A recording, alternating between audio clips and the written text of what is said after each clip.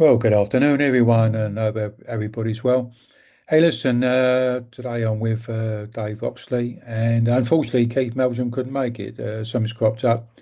So you got instead of the three amigos, you've got the two amigos uh, doing the Q&A. So, good afternoon to you, Dave. Are you well? I'm very well, thanks, Pete. How are you this afternoon? Yeah, I'm I'm digging it, mate. It's Sunday afternoon, and weather keeps a bit changeable at the moment, but anyway. Yeah. Um, Yeah, let's crack on. Let's get into it. So the first question, I only got a few today. We've got a mixture really of questions from people living with pain, but also healthcare professionals as well. First Oh, one, nice. yeah. So first one's from Gary, and he says, "What strategies or techniques will I learn in a pain self-management program?" Well, I think if I'll just kick us off, Dave. Um, I think from what pain self-management programs, they seem to vary.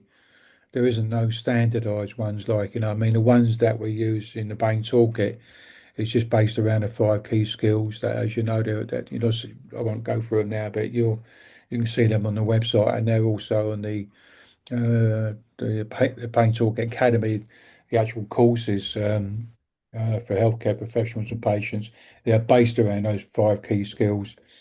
But what I've actually seen now is that there are a lot of people now doing pain self-management stuff, and it seems to vary. Some of it seems to be quite long stuff, but and I look at.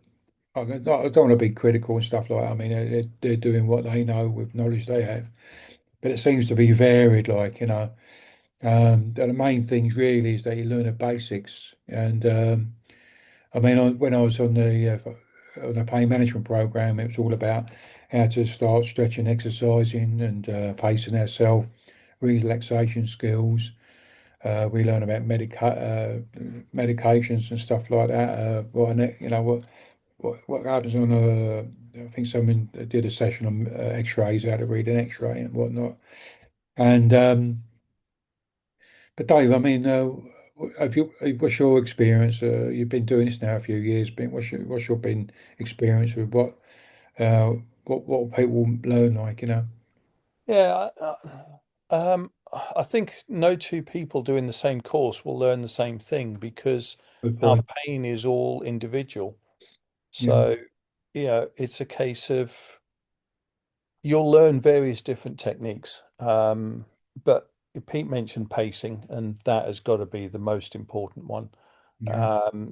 If you don't pace yourself, you end up overdoing it. You end up in the boom and bust cycle, and you're kind of, you're effectively doing the same thing over and over and over again. Mm. But what I found most useful was something that Pete said, oh, 6 years ago now, was keeping it simple. He might have added the other bit for the kiss whilst he was talking to me because it was one on one and there was no audience. But I'll be polite today. But it's try not to overcomplicate it. Yeah, our brains have got this amazing ability to make things a lot more complicated than it really are. So, Mm. and when you learn something, practice it. It might work for you, it might not. Then, if it does work, keep doing it and learn something else. Yeah. But and you'll find some that don't work for you. And Yeah. if they don't work for you, that's fine. It's no harm, no foul. Just let them go. Yeah. Let that technique go and try something else. Because I know Pete, does a lot of Tai Chi. I can't get my head around Tai Chi. I have tried and I just cannot do it at the moment. So I'm obviously not Zen enough. So I will continue learning from the master. But, it works for Pete. It doesn't work for me. Pilates works for me.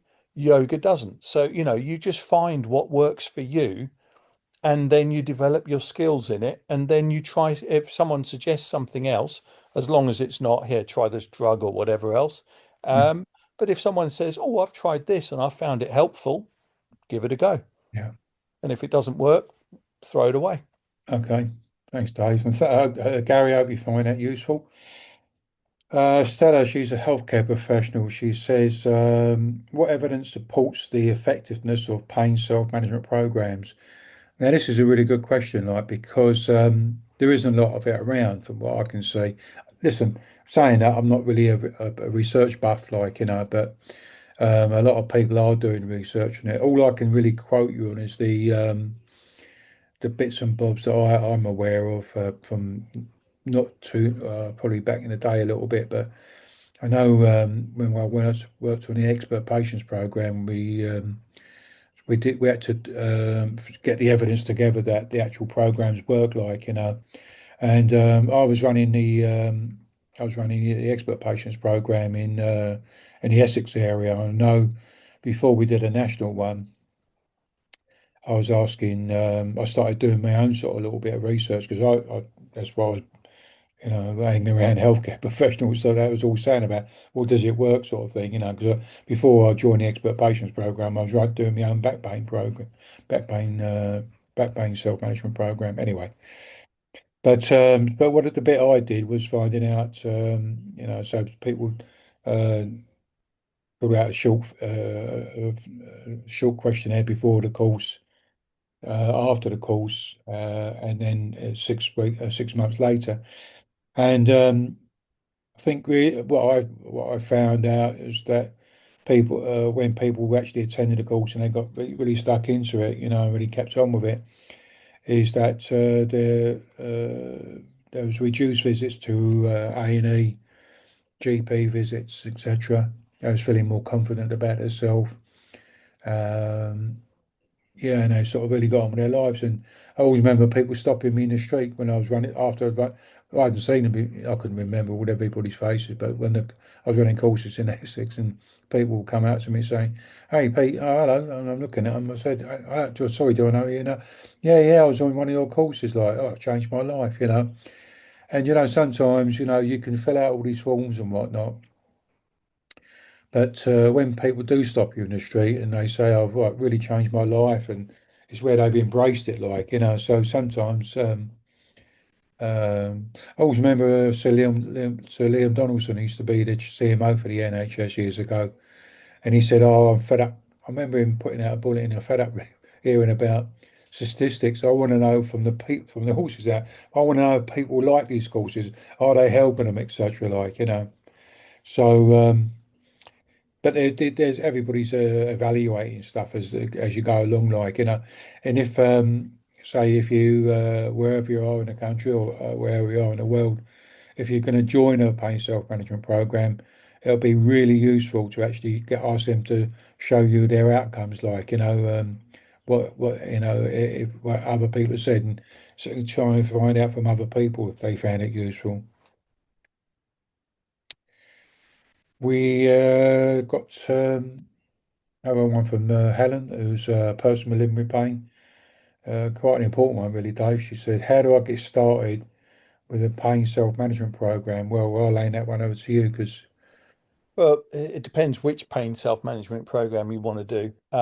You can get some still in the UK through your GP, and I presume you can get them around the world from your from your healthcare professional, and they'll be able to refer you depending on what the waiting list is. There are various groups dotted around here, there, and everywhere that are doing it, so you could, get in contact with one of the organisers. You could, heaven forfend, get in contact with the Pain Toolkit, given that we're doing this video. And we've also got the Pain Toolkit Academy online, so you could sign up for the patients course for that one and do it. The key thing is, though, that if you decide you want to do it, do something towards getting on one.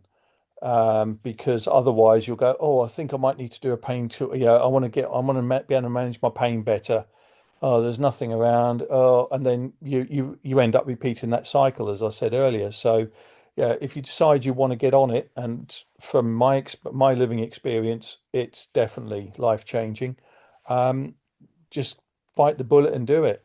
If you're free on the third Wednesday of each month at 9 o'clock in the morning UK time, there's a drop-in cafe that's about £6.50, I think, to join.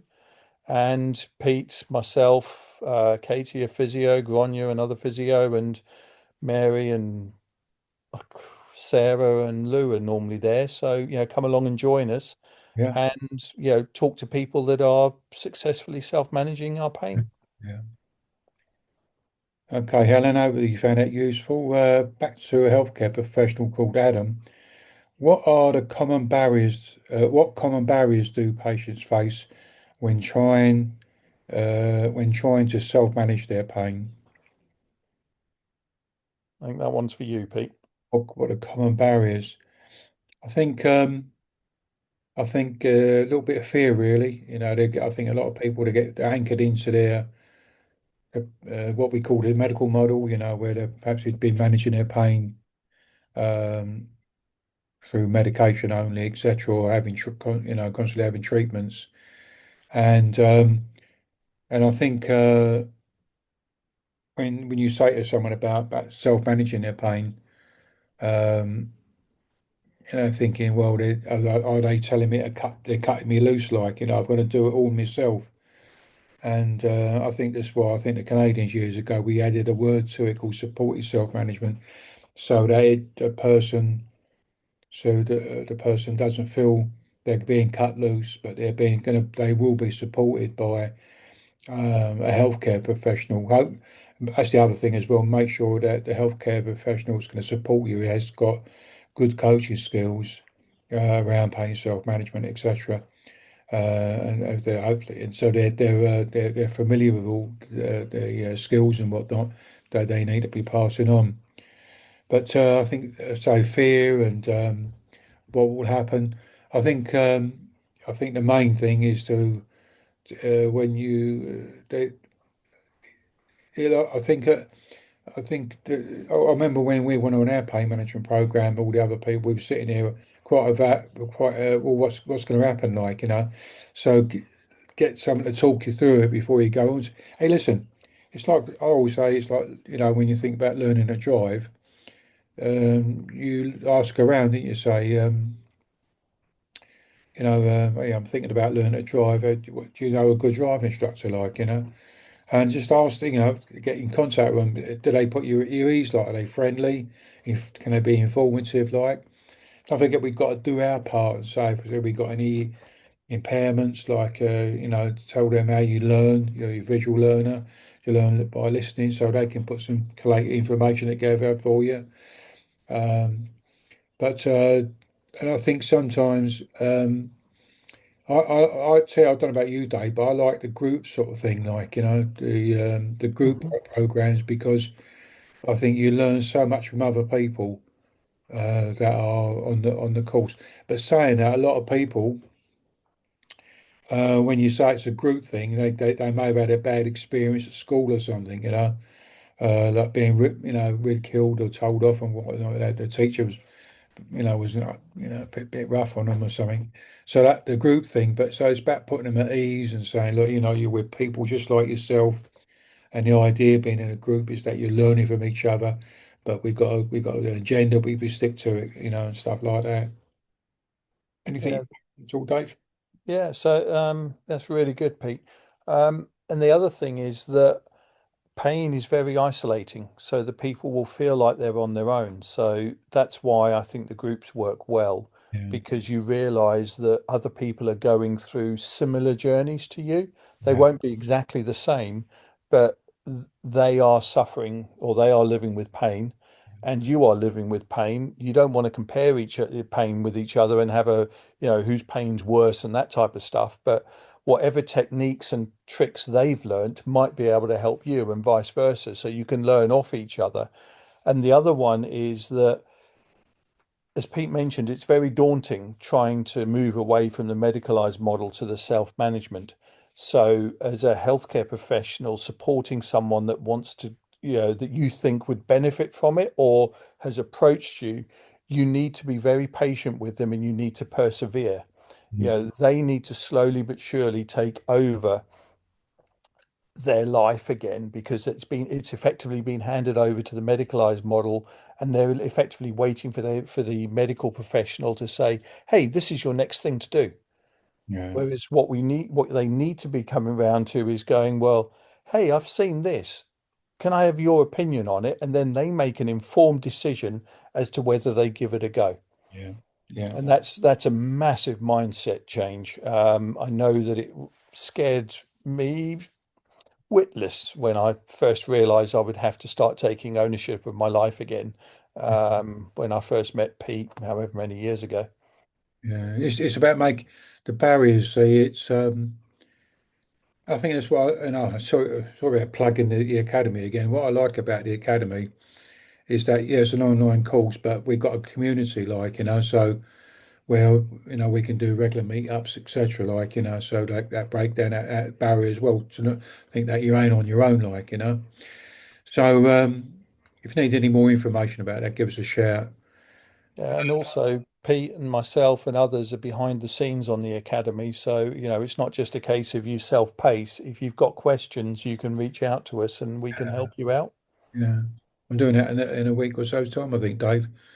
I think a lady joined up recently, and she asked about the video because we put a shout out, didn't we, on the academy about if you need any help. And she said, "I haven't started yet. I'm not sure how." She Oh, okay, yeah. So nice. yeah, I'm having a chat with her. I might I can't remember the date off the top of my head, but if you're free, come and join us if you want. Yeah, ping me the date over, and if I can make it, I'll Yeah. happily come along. I think once we got to put a toe in the water, should be all right. Yeah. Last one from another from a patient called Phil, or a person I should say called Phil. How will I know if the pain self-management program is working for me? There'll be this little rainbow come above you, and everything will be nice, and there'll be little fluffy things. Uh, No, maybe not. Um, it it'll be subtle at first. You'll suddenly do something. You'll be sitting there, having done something, and you'll be like, "Hang on a minute, that didn't hurt as much," or "That wasn't as daunting as I thought it was going to be," or "Wow, I managed to achieve that." And it might be something as simple. The first thing I noticed was the house I was living in at the time had granite worktops, and I used to slide the saucepan from the stove all the way to the sink mm, because I couldn't walk and lift it. yeah, And I realized that I'd actually taken 2 steps with the saucepan. That was more than enough. I had to put it back down and slide it. But that was the first time I noticed something. I'd actually done something without thinking about it because subconsciously I'd taken on the lessons about posture and everything else. And I'd done the movement in a way that I felt comfortable with because of the exercises and the other meaningful movement I've been doing. So it'll be very subtle at first, and then after that, it's like chucking a stone down a cliff covered in a hill covered in snow. It'll start rolling very slowly, and then it'll get bigger, and it'll get bigger, and it'll get bigger, and it'll get faster, and it'll get faster, and you'll just notice it. yeah. And then you'll probably overdo it and need your setback plan, one of the skills in the academy, to then set yourself up again, and you'll just be a bit more mindful when you build up speed in future. Oh, I think it's a confidence thing, Dave. We've gone from being can't do people to being can do people, and Yeah. for me, it was confidence was a big thing, and getting me confidence back really to do things because I tried that before, went to the program, my pain management program. I was doing things, but they didn't work out, and I was well, I can't do that thing, and blah blah blah. But after when I come off the program, and trust me, I'm a really slow learner. I haven't got an academic bone in my body. But I was finding out over the weeks and months after attending the course or the program that I was finding out things were getting easier. Yep. And I was thinking, well, yeah, hang on, this is quite good actually. This is really working out. And but as you say, very small changes, And I don't know about you, Dave. Sometimes I'm a bit of in a hurry, I want instant changes. Well, this isn't instant. We've been stuck in this in a model that anchored into a model for maybe a number of months or years, and we normally stick to what we're used to. So I think I remember, I don't know if I told you know, well, you know this, but I think that perhaps the watchers and listeners may or not know, but before back in the day, I used to be a driving instructor, and people used to get in the car on their very first lesson, and I would tell them how all the controls work, etc. So right, we're going to move off, and then when we move off, we'll stop the car, so and then we have another little chat. So to do all the stuff, to start the car, check the mirrors, I won't go for it all now, like, but and they move off, and then we stop on the left and look at them. They go, "Oh my God, I'm driving a car. I'm still alive." And then we do that a couple of times, and they're so fair, they've got their confidence to do that, stop and start. Then we turn left, and when they feel confident about that, then we start turning right. So, you know, but the look on their faces, like when they get out of the car after a lesson or two, what they're doing, because everybody thinks they're all going to crash, like, So, but I think it can be a slow process, but it's a confidence thing, really. Yeah. That you feel more confident to do things. Become that can-do person again. Yeah. And then the other thing that just you reminded me of as you were speaking was we're dealing with people in persistent, or the old term, chronic pain. Chronic is more than 3 months. So you're not going to, if you start doing, or hopefully when you start doing self-management, supported self-management, even you won't see something overnight. If you've been in, as Pete said, you've been in this thing for years, it's going to take 3, 6, 9 months before real tangible changes are going to make themselves evident. So, you know, take your time, pace yourself as you go, and consistency is far more powerful than motivation. Motivation will fall away, consistency will keep you doing something. So we said it when we were talking about one of the other questions earlier about tips and techniques and things. It was try one thing, get good at that if it works for you, or if it feels good and that, and then carry on. And then one final thing was you're going to be doing stuff you haven't done for ages. It's going to hurt. Your muscles are going to go, whoa, whoa, whoa, whoa, whoa. I haven't done this for 6 years. So don't be afraid of getting that burn and the muscle pain that you get from using muscles that haven't been exercised in yonks. And don't be afraid of it, because you should have hopefully realized that persistent pain doesn't mean you're doing damage to yourself when you move. Yeah, Acute pain does, yeah. persistent pain doesn't. They said that on the pain management program that when you start moving, doing exercises, your pain can increase, but it'll drop off. And I'll sort of describe it as if you haven't opened up a door for some time, it's going to creak a Yeah. little bit, like, and it gets a bit rusty, but it does drop off, and that's what happens. Hey, Yeah. listen, Dave, we come to the end of the time, mate. Oh, already? Already, yeah. Blimey. Had 5 questions come in, and I think we've done them all. So Excellent. everybody can have a Who quite. needs Keith? Hey, listen, everyone. Thanks very much for watching or listening. If you're listening to the video recording, sorry, watching the video, or you're listening to the audio recording, I hope you find this useful. Don't forget to contact us via the website and pop your questions in. That's for us to answer about pain self-management or supported pain self-management. Okay, and hopefully Keith can make it next time. Yeah. Okay, take care, Right. everyone. See you, everyone. Bye bye. Bye.